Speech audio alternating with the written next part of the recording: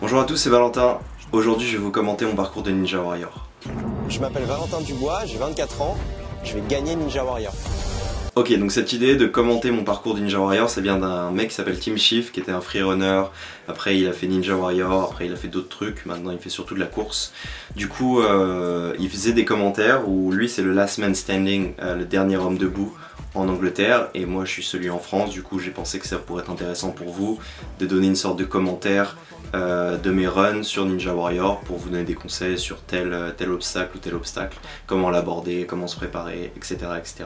Si vous connaissez pas Team Shift, je vous invite vraiment à aller voir sa page.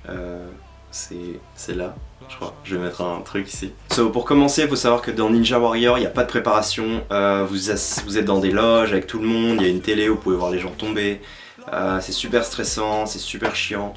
Il n'y a pas vraiment d'échauffement, il faut être tout le temps chaud. Là vous me voyez passer, il était 1h du matin et j'étais arrivé sur le set vers 6h30. Donc ça faisait longtemps. C'est longtemps que j'étais debout en train d'attendre de passer. Du coup voilà, c'est une épreuve en plus dans Ninja Warrior, hein, pour ceux qui veulent le faire. Ce qu'il faut savoir avant de montrer tout le parcours, c'est que tout était trempé.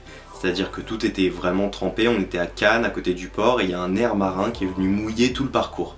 La sensation que ça c'est un peu comme si vous faites du parcours et vous allez vous entraîner à l'extérieur pendant qu'il pleut et vous êtes obligé de faire des sauts de précision sur des barres.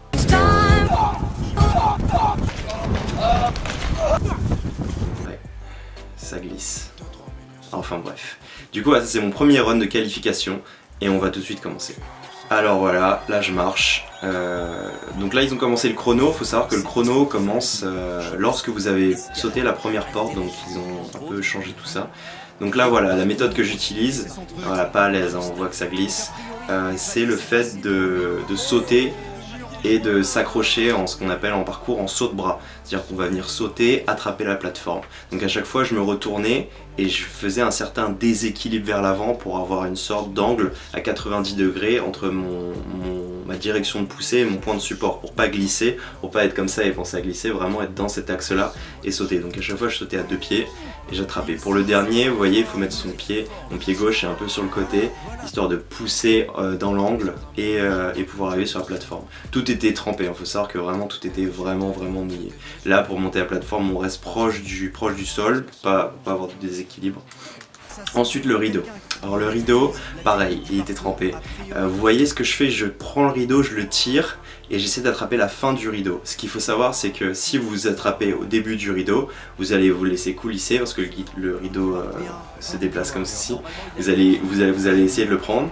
Et en fait vous allez arriver sur l'autre plateforme mais très loin, tandis que si vous le prenez à la fin, vous allez glisser et vous retrouver juste à côté de la plateforme en fait. Donc c'est ce qui va se passer. Là j'attrape bien le rideau, voilà, je me lance. Voilà, j'ai attendu, il y a une espèce de blocage qui se passe et ça vous permet vraiment d'être balancé sur la plateforme qui vient juste après. Voilà, les gens qui applaudissent. Hein. Ensuite on arrive sur l'obstacle suivant, c'est ce qu'ils ont appelé la poutre infernale je crois. Et donc c'est cette sorte de rouleau qui en fait tourne sur lui-même. C'est une poutre, en fait une poutre ronde qui tourne sur elle-même. Donc ce qu'il faut savoir c'est que la poutre elle est en mousse. Donc moi je pensais qu'elle était en bois, en fait elle est en mousse. Donc il y a une sorte de couche de mousse autour du cylindre qui permet de poser son pied et votre pied est en quelque sorte absorbé, donc ça absorbe la forme de votre pied. Donc c'est pas aussi, c'est difficile, en plus c'était trempé, mais c'est pas aussi, si ça avait été en bois ça aurait été beaucoup plus dur par exemple. Du coup là, courir, aller à fond, poser, moi j'ai posé 3 ou 4 pieds dessus et vraiment avoir toujours son poids vers l'avant, comme ça même si vous tombez vers l'avant. Ensuite le quatrième obstacle. Ouais, j'essaie de me concentrer. Il faut savoir que le trampoline glissait, j'avais les mains trempées, etc. Mais pas d'excuses. Vous allez voir. Réussir un saut puissant dans le trampoline et atteindre les 2 toutes petites poignées que vous voyez.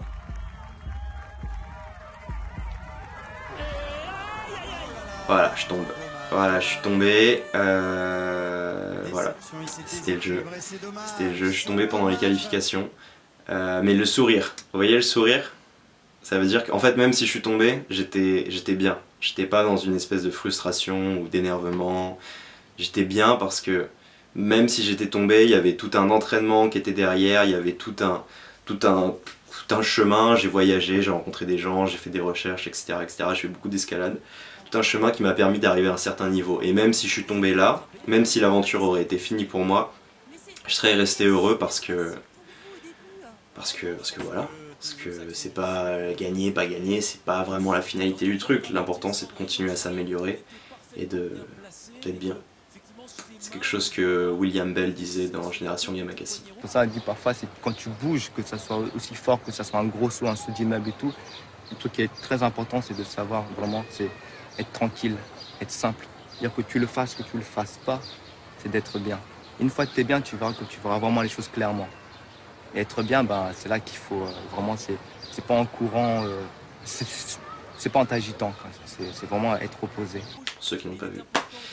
Du coup voilà, je tombe un peu comme une merde. Et voilà, en fait on voit bien, j'ai la main gauche en fait, qui a pas attrapé le gobelet, je sais pas comment vous appelez ça, comme il se doit. Et j'ai glissé, j'ai complètement glissé.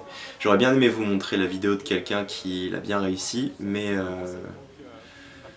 j'en ai pas. Du coup voilà, c'est tout pour moi. J'espère que ce petit commentaire de Ron vous a plu. Des sortes de tutoriels, des commentaires en tout cas que je vais faire à peu près toutes les semaines. Du coup restez connectés, abonnez-vous à la chaîne et on se voit bientôt. A plus.